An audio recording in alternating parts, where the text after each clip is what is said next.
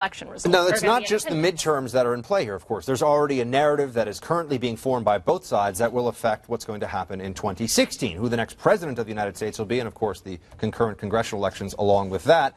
And we just want to take a moment to look back at what the GOP's terror was, fear, real fear, after the 2012 election. There was this growth and opportunity. This was, we got this from Slate, a writer at Slate pulled this together.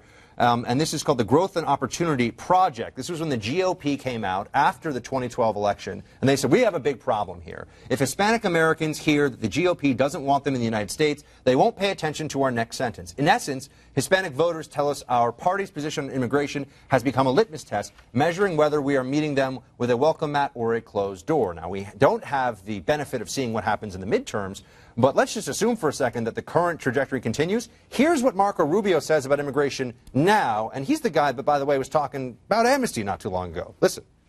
So what would you have the Republican Party do to keep from losing 70% of the Latino vote? Well, again, I don't analyze it that way. I analyze the vast majority, or a significant portion of Americans of Hispanic descent who vote happen to be working class people who are desperate to not only achieve the American dream but leave their kids better off than themselves.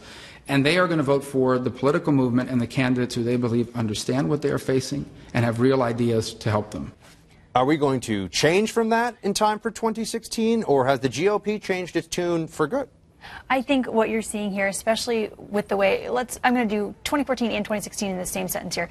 If the Republican Party was more interested in actually putting forth legislation that would fix a problem, they would have done more in the last few months to actually sign a bill or push a bill. We're seeing that the House and the Senate both are going to pass bills that are so drastically different, Ellison, as you and I were saying before the show, that they're not really going to pass anything before they go on this large August break. So clearly, they're worried more about messaging for both elections than they are actually about passing legislation. Isn't that right? Border crisis, which is the legislation she's talking about, not comprehensive immigration, just the current border crisis. Exactly. That is something that people on both sides of the aisle want to see dealt with. They have very different ideas of how it should be dealt with, whether it's fixing that 2008 law or not. But that is something that most Republicans want to see dealt with, and it does look like they're going to go home and not deal with it at all. I just don't think this issue is as important as other people think it is. I think Marco Rubio is spot on when he says Republicans should just keep pushing their general message. I think the reason that most Democrats, Hispanics are Democrats, is because they're disproportionately poor. I think that the more middle-class Hispanics you see, the more Republicans there will be.